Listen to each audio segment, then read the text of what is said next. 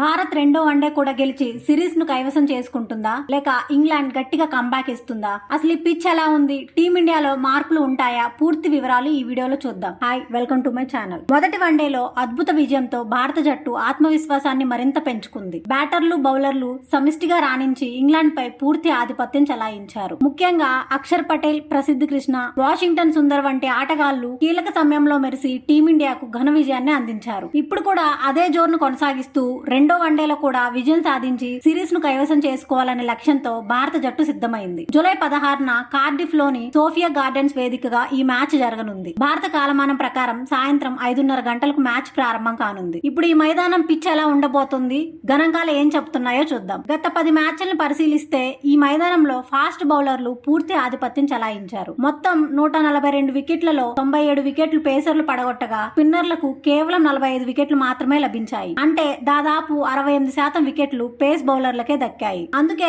Match ప్రారంభంలో కొత్త బంతితో స్వింగ్ మరియు సీమ్ లభించే అవకాశం ఎక్కువగా ఉంటుంది. ముఖ్యంగా తొలి 10 ఓవర్లు బ్యాటర్లకు కాస్త కష్టంగా ఉండొచ్చు. అయితే బంతి పాతబడిన తర్వాత బ్యాటింగ్ సులభమవుతుంది. ఈ మైదానంలో ఇప్పటి వరకు 26 వన్డేలు జరిగాయి. వాటిలో ముందుగా బ్యాటింగ్ చేసిన జట్లు కేవలం 31% మ్యాచ్లే గెలిచాయి. కానీ ముందుగా బౌలింగ్ చేసిన జట్లు 50% మ్యాచ్లు గెలవడం విశేషం. అందుకే టాస్ గెలిచిన కెప్టెన్ ముందుగా బౌలింగ్ ఎంచుకునే అవకాశాలు ఎక్కువగా ఉన్నాయి. ఈ పిచ్ పై మొదటి ఇన్నింగ్స్ సగటు స్కోరు 228 పరుగులు. అంటే 260 నుంచి 280 మధ్య స్కోర్ చేస్తే మంచి పోటీ ఇవ్వచ్చు. ఒకవేళ 300కు పైగా స్కోరు నమోదైతే చేస్ చేయడం అంత సులభం కాదు. ఇక్కడ నమోదైన అత్యధిక స్కోరు 386 పరుగులు, అత్యల్ప స్కోరు 142 పరుగులు. దీంతో మంచి బ్యాటింగ్ చేస్తే భారీ స్కోర్లు కూడా సాధ్యమేనని ఈ గణాంకాలు చెబుతున్నాయి. వాతావరణం విషయానికి వస్తే కార్డిఫ్ లో మ్యాచ్ సమయంలో 26 డిగ్రీల ఉష్ణోగ్రత, 52% తేమ ఉండనుంది. వర్షం పడే అవకాశం కేవలం 2% మాత్రమే ఉండడంతో పూర్తి మ్యాచ్ జరిగే అవకాశాలు ఎక్కువగా ఉన్నాయి. ఈ మైదానంలో బౌండరీలు కొంచెం పెద్దగా ఉండడంతో స్పిన్నర్లకు కూడా కీలక పాత్ర ఉండే అవకాశం ఉంది. బంతి పాతబడిన తర్వాత స్పిన్నర్లు పరుగులను నియంత్రించడంతో పాటు వికెట్లు తీయగలరు. ఈ నేపథ్యంలో